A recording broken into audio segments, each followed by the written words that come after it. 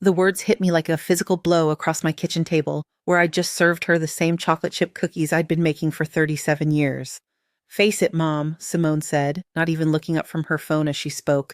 You're going to die alone and forgotten, just like Grandma did. Nobody's going to remember you or care that you're gone. She bit into the cookie with the same casual indifference she'd just used to deliver what felt like my death sentence, crumbs falling onto the table I'd set with my good china, because my daughter was visiting. My daughter, who I'd carried for 9 months, nursed through colic, walked to school every day for 12 years, who I'd put through college by working double shifts at the hospital, who I'd helped through her divorce by letting her and the grandkids live with me rent-free for 2 years. This same daughter was now telling me I'd die forgotten while eating cookies I'd gotten up at dawn to bake because she mentioned loving them as a child. I'm Darlene Whitfield, and I spent 68 years believing that being a good mother meant sacrificing everything for your children's happiness, even when they showed you exactly how little they valued those sacrifices. I worked as a registered nurse for 43 years, saved every penny I could, bought a beautiful Victorian home in the historic district, and built what I thought was a legacy of love and security for my family. What I discovered, sitting in that kitchen with cookie crumbs scattered across my grandmother's lace tablecloth, was that my daughter saw me not as a person who'd given everything, but as an obstacle to her inheritance who was taking too long to get out of the way. The conversation that followed that cruel prediction would change everything, though not in the way Simone expected. See, my daughter had come over that Tuesday afternoon, not for a social visit, but for what I would later understand was a reconnaissance mission. She'd been testing me, probing for signs of weakness, cognitive decline, anything she could use to justify what she'd already been planning. I'd noticed her walking through my house differently lately, not like someone visiting their childhood home, but like someone appraising real estate. She'd run her fingers along my antique furniture, picked up my jewelry box, and examined the contents, even opened drawers in rooms she had no business being in. When I'd caught her photographing my artwork with her phone, she'd laughed it off, saying she was just documenting family memories. But there was something calculated in the way she moved through my space, something that made my skin crawl even though I couldn't name it at the time. The cruelty of her words that day wasn't just in their content, but in their casual delivery, the way she said them while scrolling through her phone like she was commenting on the weather. This was my baby girl, the child I'd rocked through countless fevers, whose scraped knees I'd kissed, whose tears I'd dried through heartbreaks and disappointments. I'd been there for every milestone, every crisis, every moment when she needed someone to believe in her. And now she was sitting in my kitchen, eating my cookies, telling me I'd die alone and forgotten like it was an established fact, rather than the most devastating thing anyone had ever said to me. But what came next was worse than the prediction itself. Simone set down her cookie and finally looked directly at me, and I saw something in her eyes I'd never seen before. Not anger or frustration, but cold calculation. "I've been thinking," she said, and her voice had that artificially sweet tone she'd used as a teenager when she wanted money for something. "Maybe it's time we talked about your future. You're getting older, Mom, and this house is so big for just one person. Have you thought about what might happen if you got sick or couldn't take care of yourself?" The way she asked wasn't with the concern of a loving daughter worried about her mother's well-being. It was the tone of someone who'd already made decisions and was now presenting them as inevitable conclusions. She pulled out her phone and started showing me pictures of assisted living facilities, places with names like Golden Sunset Manor and Peaceful Valley Residence, sliding the screen toward me like she was showing me vacation destinations rather than places where people went to wait for death. "I've already visited a few of these places," she continued, and my blood went cold. Already visited. Not, maybe we should look into or have you considered, but already visited. While I'd been baking her cookies and worrying about whether she was eating enough vegetables, she'd been touring facilities to warehouse me away from the life I'd built. "They're really nice, Mom. Much easier than trying to maintain this big old house. And the good news is, if we sell the house now while the market is strong, there'll be plenty of money for a nice place, plus something left over for the grandkids' college funds." There it was. The real reason for this visit, for the cruel prediction, for the sudden concern about my future, my house, my beautiful Victorian that I'd bought with 40 years of nursing wages, that I'd restored room by room with my own hands, that held every memory of the life I'd built after her father left, was already sold in her mind. She'd calculated my worth down to square footage and market value, and she was presenting my displacement as a favor she was doing for me. I sat there looking at my daughter, really looking at her, and for the first time I saw her clearly. This wasn't the little girl who used to crawl into my bed during thunderstorms, or the teenager who'd cried on my shoulder when her first boyfriend broke her heart. This was a 39-year-old woman who saw her aging mother as an asset to be liquidated, a problem to be solved, an inconvenience to be managed. The realization settled in my chest like a weight I'd be carrying for the rest of my life, however long that might be, and wherever I might be living when it ended. The thing is, Mom, Simone continued, scrolling through more pictures of sterile rooms with industrial carpeting and fluorescent lighting, you can't really take care of this place anymore. I mean, when's the last time you cleaned the gutters? Or had the furnace serviced?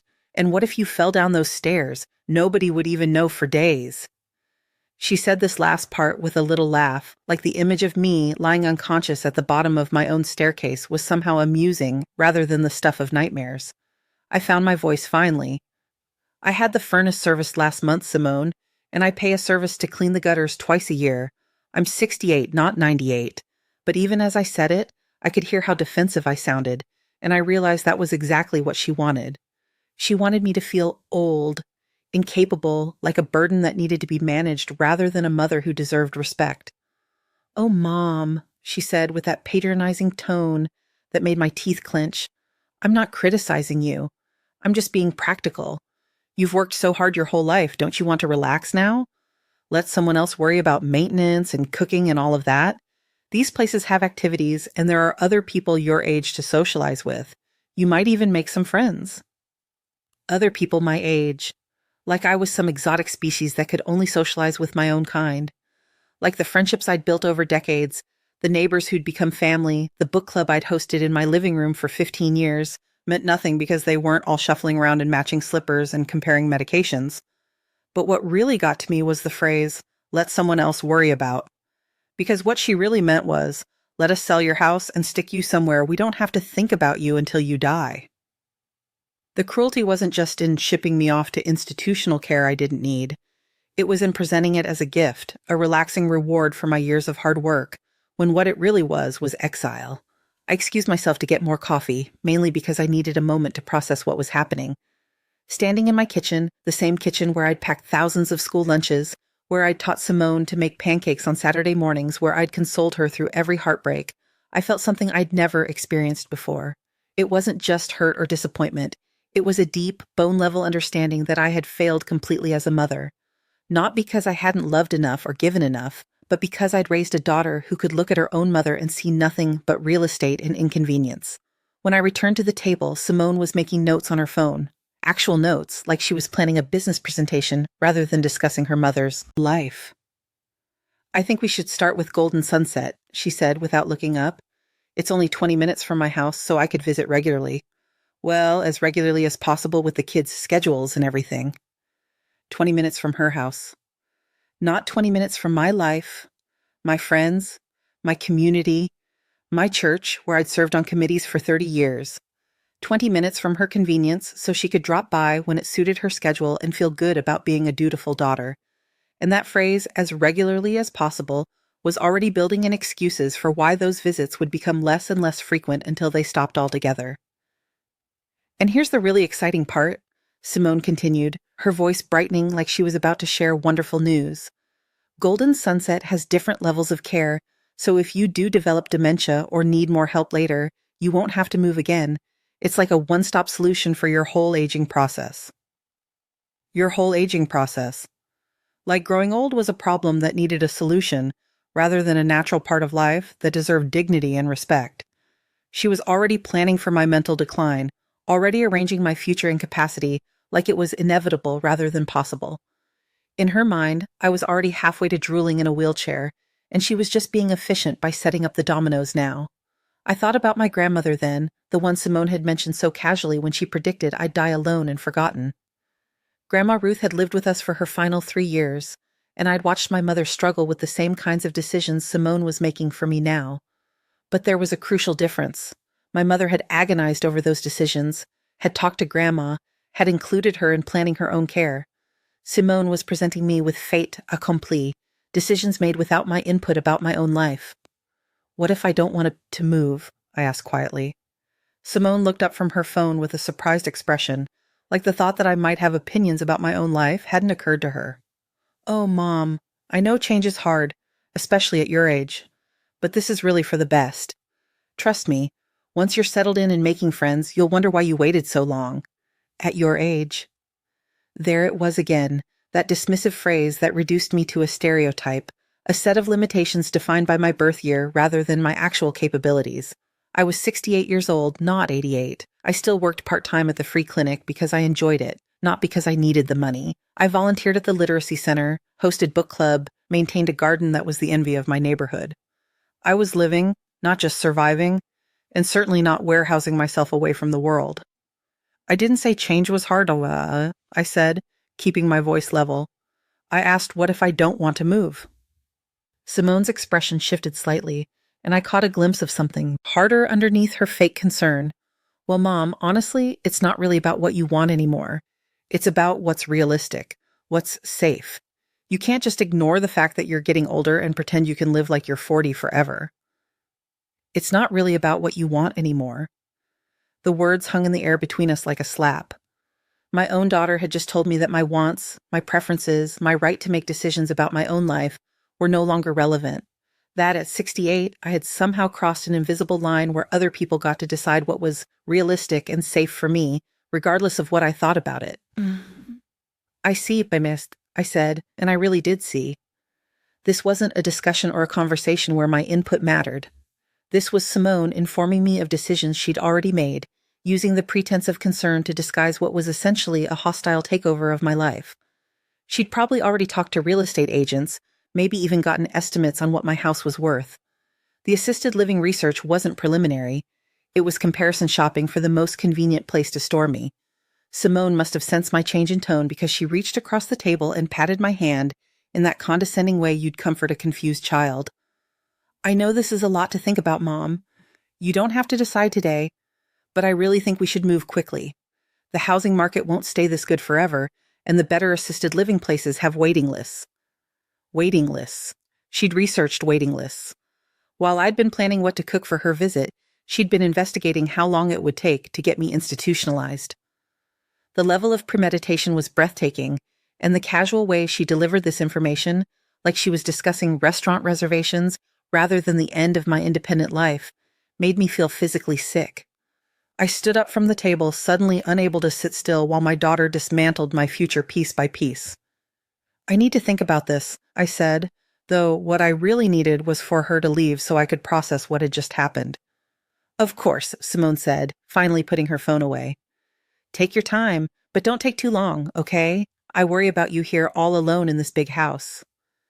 She stood and hugged me, and for a moment I almost let myself believe that underneath all the manipulation and calculation, there was still some genuine love for her mother. But then she whispered in my ear, "Don't forget what I said about dying alone and forgotten, Mom. This way, at least you'll have people around." There it was, the threat wrapped in false comfort. Move to assisted living or face the alternative of dying alone and forgotten in this house I loved. She was offering me a choice between two versions of the same abandonment: institutional neglect surrounded by strangers, or isolation in my own home after she'd emotionally abandoned me anyway. After Simone left, I sat in my living room for a long time, looking at the family photos that covered every surface. Pictures of birthdays and graduations, holidays, and ordinary moments I'd thought were building something meaningful. In every photo, I was there, cooking, cleaning, organizing, supporting, celebrating other people's achievements, while somehow becoming invisible myself. When had I stopped being a person in my own family and become just a function, a service provider whose value was measured by her usefulness? I thought about Simone's prediction that I'd die alone and forgotten, and I realized she was probably right about one thing. If I followed her plan, if I let her package me up and ship me off to Golden Sunset Manor to live out my remaining years playing bingo and eating pureed vegetables, I would indeed be forgotten.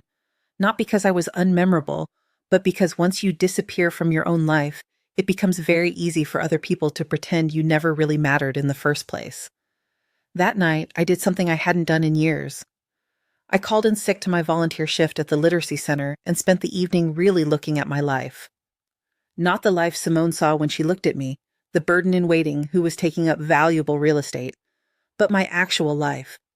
I had friends who would miss me if I disappeared, neighbors who depended on me, commitments and relationships that gave my days meaning. I had financial security I'd worked 43 years to build, investments and savings that meant I could live comfortably for the rest of my life without being anyone's burden. More importantly, I had something Simone clearly didn't understand. I had choices. Real choices, not the false choice between institutional care and lonely death that she'd presented. I could choose to live my life on my own terms, make my own decisions about my future, and most importantly, I could choose what happened to everything I'd spent a lifetime building. The next morning, I made 3 phone calls that would change everything. The first was to Patricia Morrison, an estate attorney I knew from church, who'd helped other women in situations similar to mine. The second was to my financial advisor, Morgan Bentley, who'd been managing my portfolio for 15 years and understood exactly what my assets were worth. The third was to my dear friend Elizabeth, who had been suggesting for months that we take that trip to Europe we'd been talking about for years. What Simone didn't know, what she'd never bothered to ask about because she saw me as a simple old woman with a house to sell, was that 43 years of nursing had taught me to be extremely good with money. When you spend your career watching people's lives fall apart because they couldn't afford their medications or their rent, you learn to save every penny you can. When you see families torn apart by medical bills and financial stress, you learn to plan for every possible emergency. I'd been investing steadily since my 20s, living modestly and putting every extra dollar into a diversified portfolio that had grown substantially over the decades.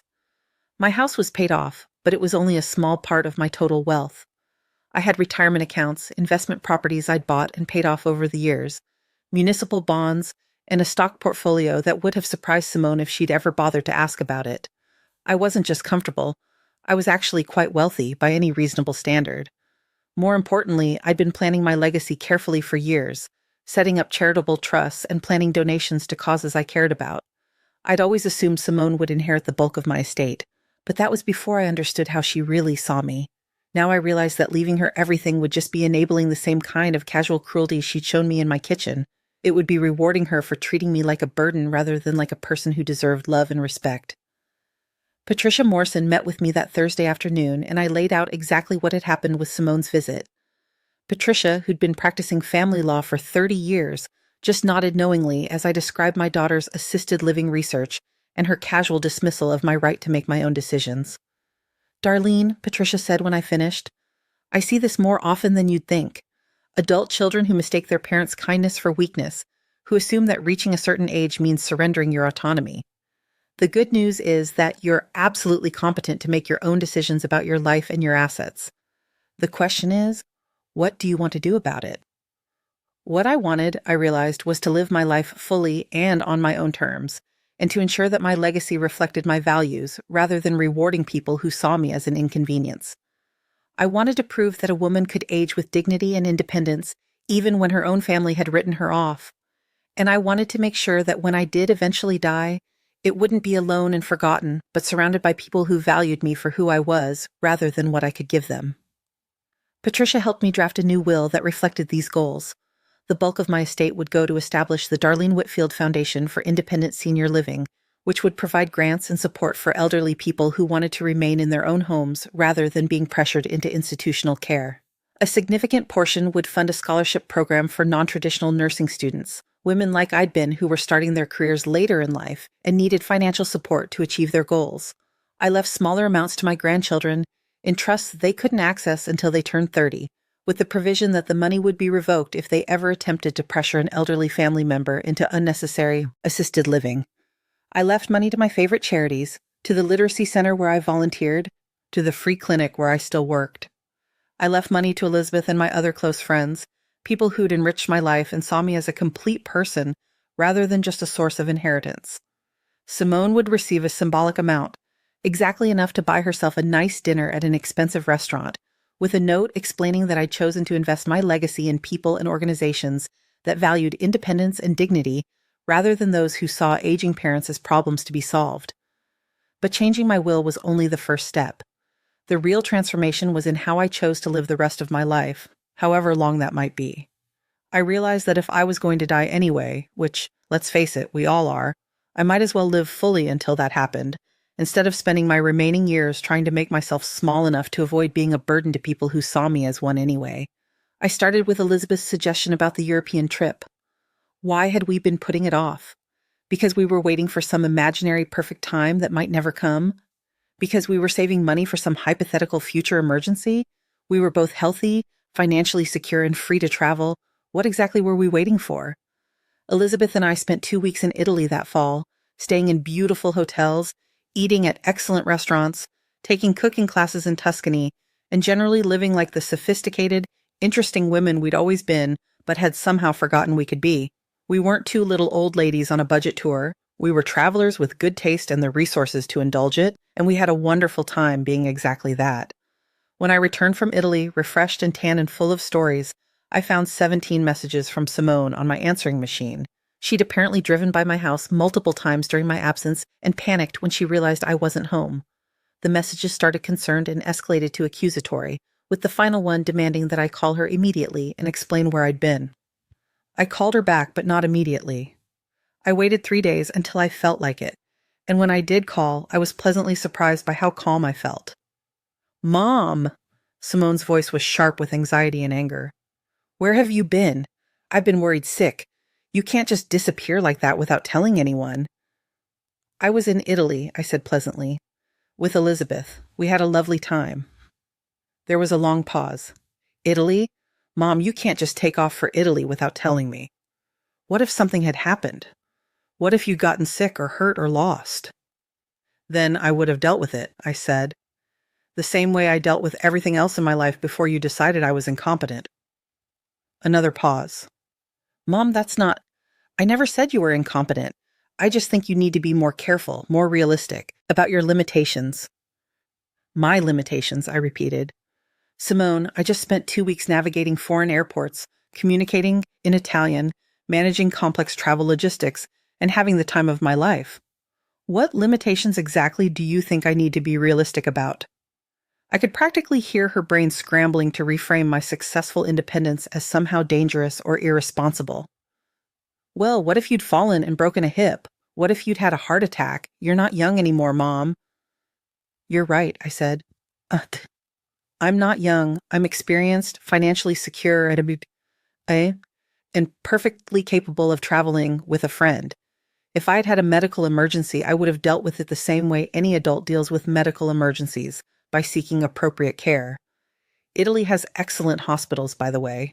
Simone's voice took on that wheedling tone she used when she wasn't getting her way. "Mom, I really think this proves that we need to have a serious conversation about your future. This kind of impulsive behavior." "There was nothing impulsive about it," I interrupted.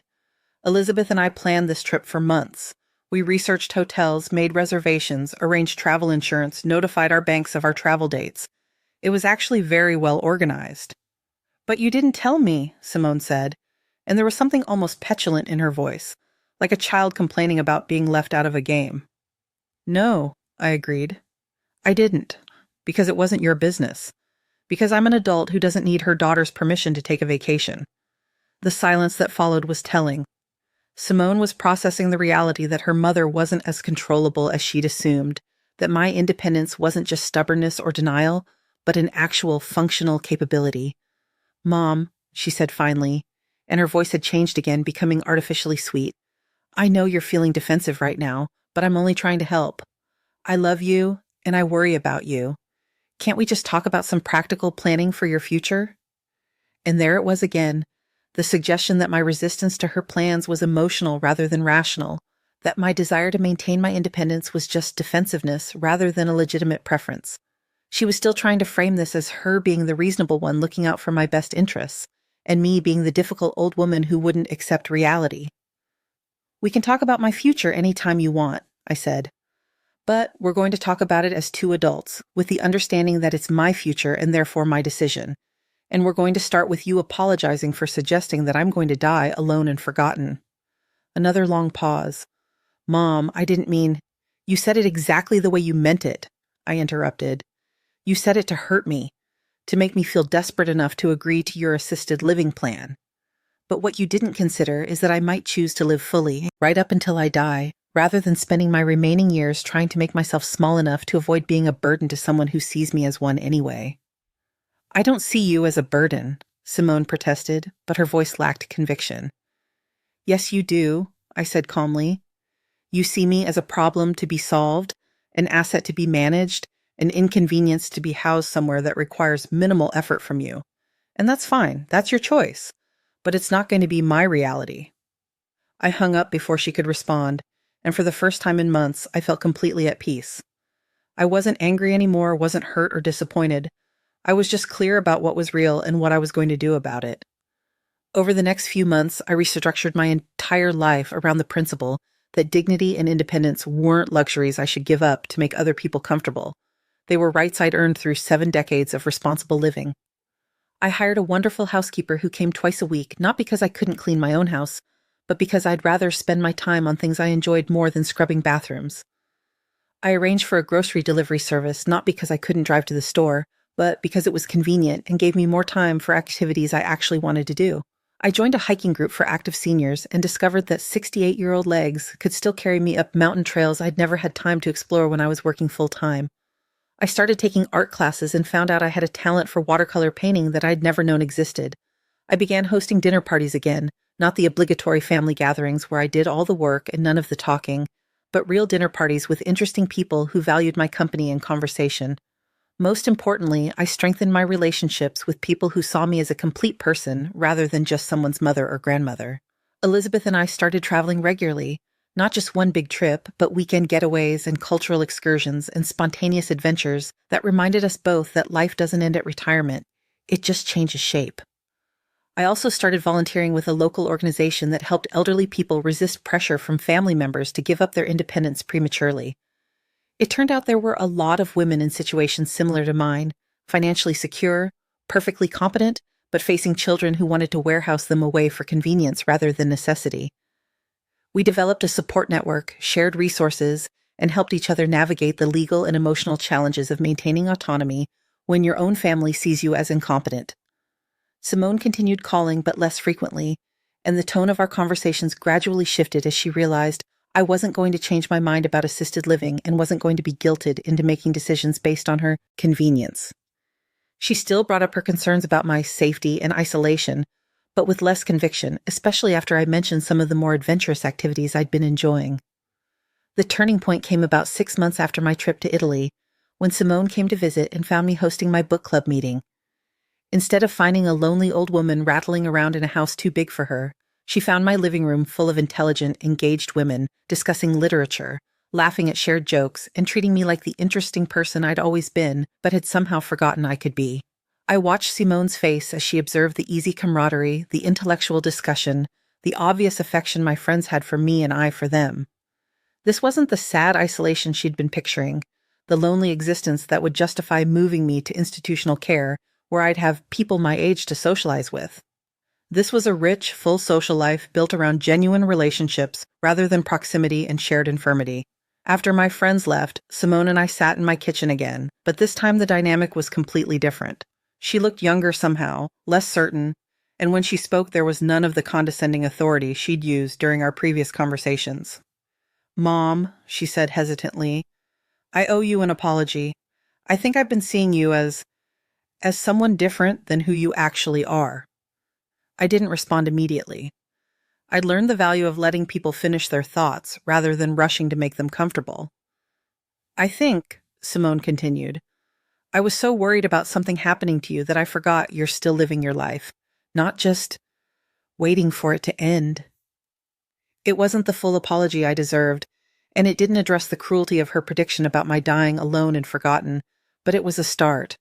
More importantly, it was an acknowledgement that she'd been wrong about my capabilities and my right to make my own decisions. "Thank you for saying that," I said. "It means a lot." "Can I ask you something?" Simone's voice was smaller now, less sure of itself. "When you were planning all this, the traveling, the art classes, all of it, were you angry at me?"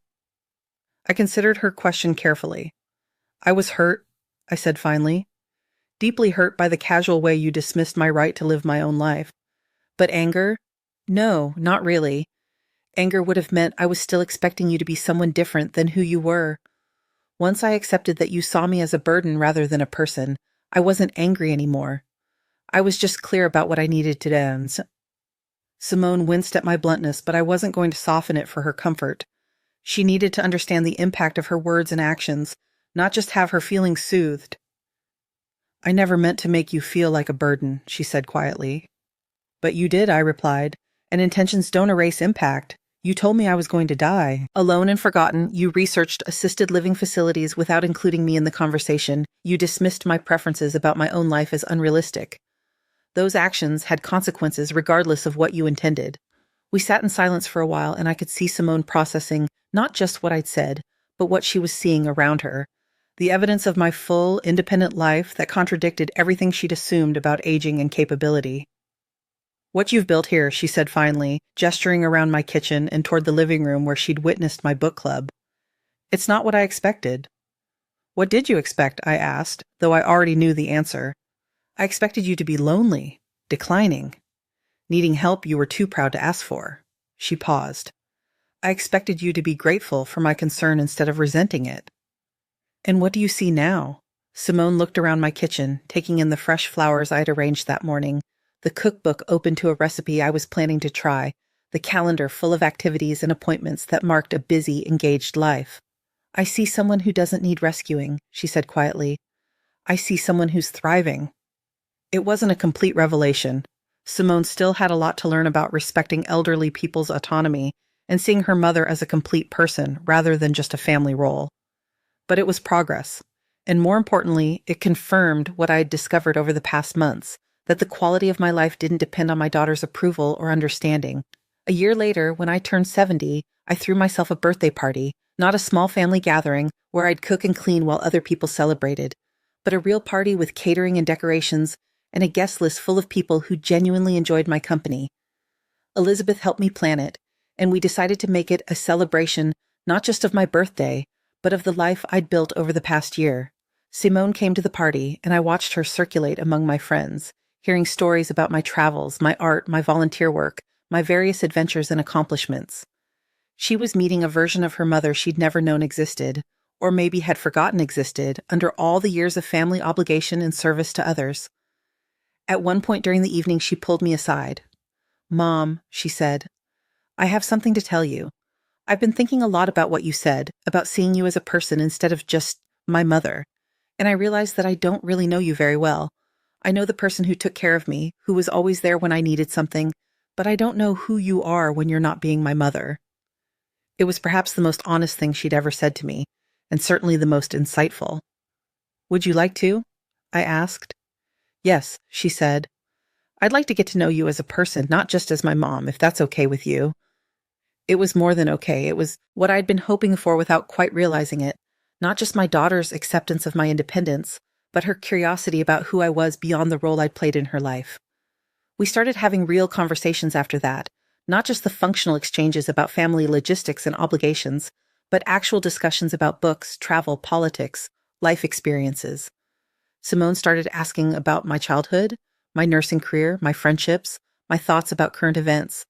She started seeing me as someone with opinions and experiences worth hearing about, rather than just someone whose job it was to support everyone else's lives. More importantly, she started understanding that aging doesn't have to mean declining, that reaching 70 doesn't automatically make someone incompetent or irrelevant. She began to see that the choice wasn't between independence and assisted living, but between living fully and giving up prematurely. 2 years after that terrible afternoon in my kitchen, Simone called me with unexpected news. "Mom," she said, "I've been thinking about what you did. Refusing to let other people define your limitations, choosing to live on your own terms instead of other people's expectations, and I realize I want to do the same thing." It turned out that Simone had been struggling in her own marriage, staying in a relationship that had become more obligation than partnership, much like she'd expected me to accept assisted living as an inevitable next step rather than questioning whether it was actually necessary or wanted. Watching me refuse to be diminished by other people's expectations had given her permission to examine her own life and make changes she'd been too afraid to consider.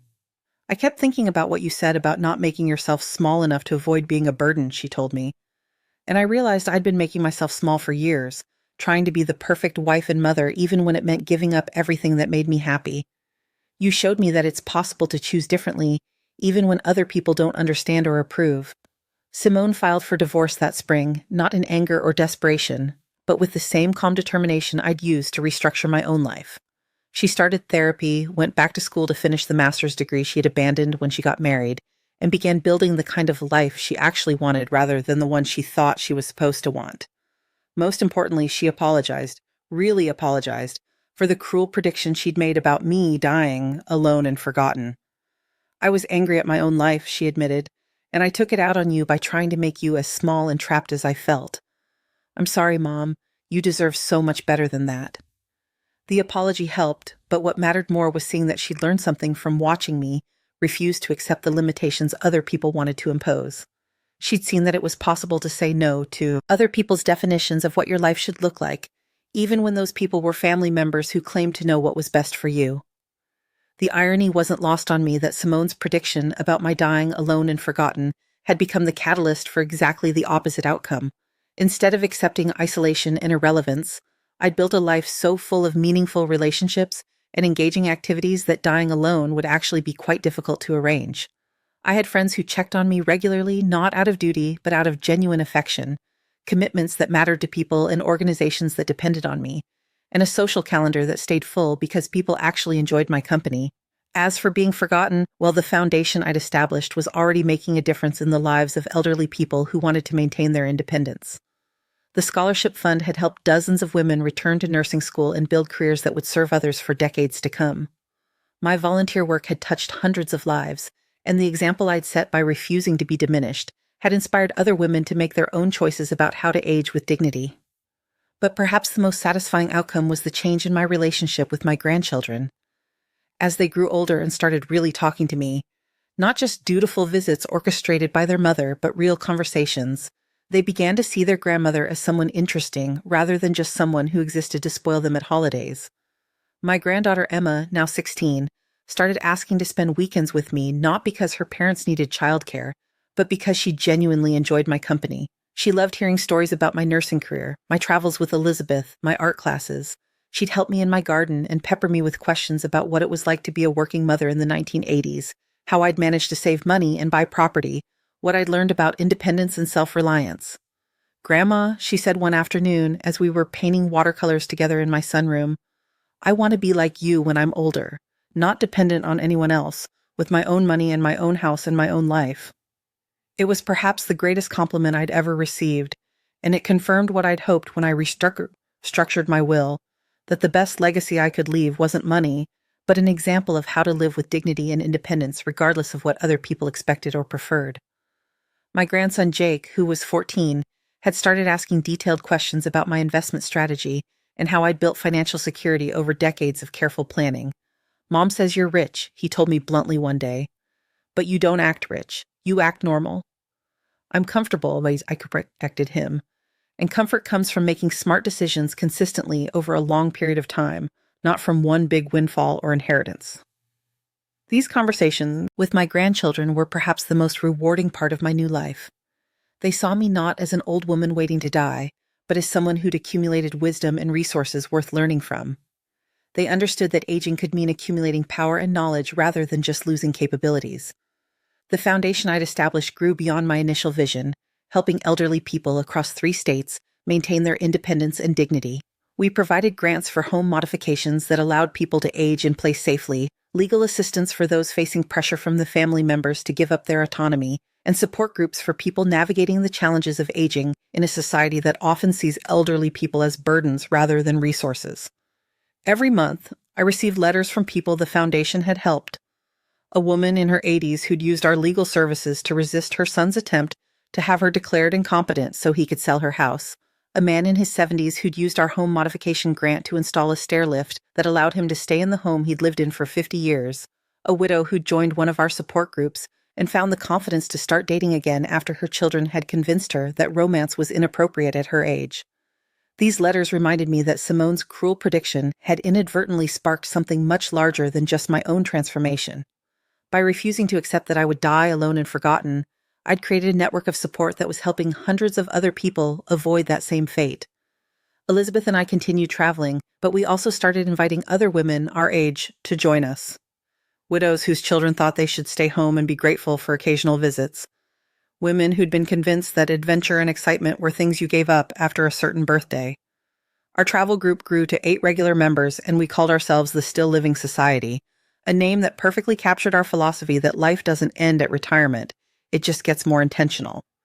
We took cooking classes in France, went on photography safaris in Kenya, studied art history in museums across Europe, and learned to tango in Argentina. We proved to ourselves and anyone paying attention that 70-year-old women could be adventurous, curious, physically capable, and socially engaging. We refused to be invisible or irrelevant, and we had wonderful time being exactly who we were. The most profound change, though, was in how I saw myself. For so many years, I defined my worth by how useful I was to other people, how good a mother, how dedicated a nurse, how helpful a friend. I'd measured my value by my service to others rather than by my intrinsic worth as a person. Simone's casual cruelty had forced me to confront the reality that no amount of service or sacrifice would guarantee love or respect from people who were determined to see you as a burden. But it had also revealed something more important, that I didn't need other people's approval or gratitude to have a meaningful, satisfying life. I could choose to value myself, to invest in my own happiness, to prioritize my own preferences, and still be a good person who contributed positively to the world. This realization was perhaps the most liberating thing that had ever happened to me. I stopped waiting for other people to recognize my worth and started recognizing it myself. I stopped making myself small to accommodate other people's limitations and started taking up the space I deserved. I stopped apologizing for having preferences and opinions and resources and started using all of those things to build the kind of life I actually wanted. At 73, I was healthier, happier, and more financially secure than I'd been at 53. I had deeper friendships, more interesting hobbies, and a clearer sense of purpose than I'd ever had while I was focused primarily on serving other people's needs. I'd proven that aging could be a process of becoming more yourself rather than less, of accumulating wisdom and resources rather than just losing capabilities. The will I'd written in that first meeting with Patricia Morrison remained unchanged, not because I was still angry at Simone de Montmorency, but because I'd found something better to do with my resources than simply passing them on to people who'd already shown they didn't value what I'd built. The foundation was accomplishing exactly what I'd hoped, helping other elderly people maintain their dignity and independence, proving that aging with grace was possible when you had adequate resources and support. Simone and I had rebuilt our relationship on a foundation of mutual respect rather than obligation, but that didn't change my conviction that my legacy should reflect my values, rather than just reinforcing family dynamics that had caused so much pain. She'd grown and changed, but the real test of that growth was whether she could accept my decisions about my own legacy without trying to guilt me into different choices. When Simone learned about the will, which she did accidentally when she happened to be visiting during a foundation board meeting I hosted at my house, her reaction told me everything I needed to know about how much she'd really changed. She didn't get angry or hurt or demanding. She didn't try to argue that family should come first or that blood was thicker than water. Instead, she listened as I explained the Foundation's work, read the literature about our programs, and met some of the people we'd helped.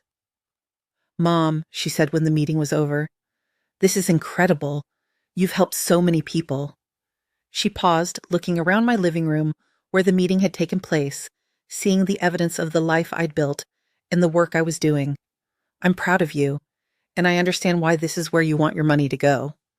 It was exactly the response I'd hoped for, but hadn't dared expect. She understood that my legacy wasn't about rewarding or punishing family members, but about using the resources I'd accumulated to make the world better in ways that reflected my values and experiences. "Thank you for saying that," I told her. "It means more to me than you know." "Can I ask you something, Cecile?" Simone's voice was thoughtful rather than challenging. "When you decided to set up the foundation instead of just leaving everything to family, were you trying to teach us a lesson?" I considered her question carefully. "No," I said finally. "I was trying to build something meaningful with the life I had left. The lesson, if there was one, was for me, that I could choose to use my resources to reflect my values rather than just following conventional expectations about inheritance." Simone nodded slowly. "I think I understand. You weren't punishing us for not valuing you enough. You were choosing to invest in people and causes that did value what you had to offer." It was perhaps the most insightful thing she'd ever said to me, and it confirmed that she genuinely learned to see me as a person with legitimate preferences and priorities rather than just a family resource to be managed. As I write this, I'm 75 years old, and Simone's prediction about my dying alone and forgotten seems more absurd every year. My calendar is full of activities I enjoy with people whose company I treasure. My bank account reflects decades of smart financial decisions that allow me to live comfortably and give generously. My days are filled with purpose and meaning, whether I'm working with the foundation, volunteering at the clinic, traveling with Elizabeth, or simply reading in my beautiful garden. Most importantly, I'm surrounded by people who see me as I actually am, not just someone's mother or grandmother, not just an aging woman taking up space, but a complete person with interests and opinions and contributions that matter. When I do eventually die, it will be as someone who lived fully right up until the end, someone who refused to be diminished by other people's limitations or expectations. The house that Simone once saw as too big for me has become the center of a rich social life. The rooms she wanted to sell are now filled with art classes and book club meetings and dinner parties and foundation events. The space she saw as wasted on one elderly woman has become a gathering place for dozens of people who value connection and intellectual engagement. But perhaps the greatest victory is that I'm no longer afraid of Simone's prediction. If I do die alone, which seems unlikely given how connected my life has become, it won't be because I was forgotten or unloved. It will be because dying is fundamentally a solitary experience that we all face individually, regardless of how many people love us or how full our lives have been. And if I'm forgotten eventually, which we all are given enough time, it won't be because my life didn't matter. It will be because that's the natural progression of human existence, and the people and causes I've supported with my time and resources will carry forward the values I've tried to live by, even if they don't remember my name. In the end, Simone's cruel prediction became the greatest gift she ever gave me, though I'm sure that wasn't her intention. By forcing me to confront the possibility of dying alone and forgotten, she pushed me to examine what would prevent that outcome, and to build a life so rich with meaningful connections and purposeful activity that loneliness became impossible and forgetting became irrelevant. I learned that dignity isn't something other people can give you or take away. It's something you claim for yourself and maintain through your choices. I learned that independence isn't about not needing anyone, but about choosing your dependencies wisely and refusing to accept limitations that aren't actually necessary. I learned that aging can be a process of becoming more yourself rather than less, if you have the courage to resist other people's expectations about what elderly people should want or be capable of. Most importantly, I learned that it's never too late to start living the life you actually want rather than the life other people think you should have. At 68, when my daughter wrote me off as a burden waiting to happen, I discovered that I still had decades of adventure and growth and contribution ahead of me. I just had to be brave enough to claim them. So when Simone told me I'd die alone and forgotten, she was right about one thing. I was going to die someday, as we all do. But she was spectacularly wrong about everything else. I won't die alone because I've built a life full of genuine connections with people who value me for who I am. I won't be forgotten because I've invested my resources in causes and people that will carry forward the values I care about long after I'm gone. And I won't die as the diminished, warehoused old woman she envisioned, grateful for occasional visits and institutional activities designed to kill time until death arrived. I'll die as someone who lived fully and purposefully right up until the end. Someone who proved that aging with dignity and independence is not only possible, but deeply satisfying when you have the courage to insist on it. The foundation continues to grow, the scholarships continue to help women build careers in nursing, and the example continues to inspire other elderly people to resist pressure to give up their autonomy prematurely. My legacy isn't measured in dollars left to family members, but in lives changed and independence preserved and dignity maintained. Every month, I receive letters from people the foundation has helped, and everyone reminds me that Simone's prediction was wrong in the most fundamental way possible. Instead of dying alone and forgotten, I've created ripples of positive change that will outlast my physical presence by decades. Instead of being warehoused away from meaningful connection, I've built a network of relationships and activities that make every day purposeful and satisfying. When I do eventually die, and I will, because that's how life works, it will be as someone who refused to be diminished by other people's limitations, someone who chose to live fully rather than merely survive comfortably, someone who proved that 75 can be more adventurous and engaging than 55 if you have the wisdom to prioritize what actually matters. Simone's prediction that I'd die alone and forgotten was meant as a threat, a way to manipulate me into accepting the assisted living arrangement she'd already chosen for me. Instead, it became a challenge that transformed my life and created a legacy that will help thousands of other elderly people maintain their dignity and independence. In trying to predict my lonely, forgotten death, my daughter accidentally inspired me to live so fully that loneliness became impossible and forgetting became irrelevant. She meant to diminish me, but instead she liberated me to become more myself than I'd ever been before. And that, I think, is perhaps the most satisfying revenge of all. Not the kind that diminishes the person who hurt you, but the kind that elevates you so far above their expectations that their cruelty becomes the foundation for your greatest triumph. Simone told me I'd die alone and forgotten, and I responded by building a life so rich with connection and purpose that her prediction became absurd rather than threatening. I may indeed die someday, we all do. But I won't die alone and forgotten. I'll die remembered by the hundreds of people I've helped through the foundation, respected by the friends who've shared my adventures, loved by the grandchildren who've learned that aging can mean accumulating wisdom and power rather than just losing capabilities. Most importantly, I'll die as someone who proved that it's never too late to start living the life you actually want. That dignity and independence are rights you claim for yourself rather than gifts other people give you, and that the best response to someone's cruel prediction about your future is to build a reality so magnificent that their words become meaningless. Simone said I'd die alone and forgotten. Instead, I chose to live remembered and surrounded by love, and in the end, that choice made all the difference.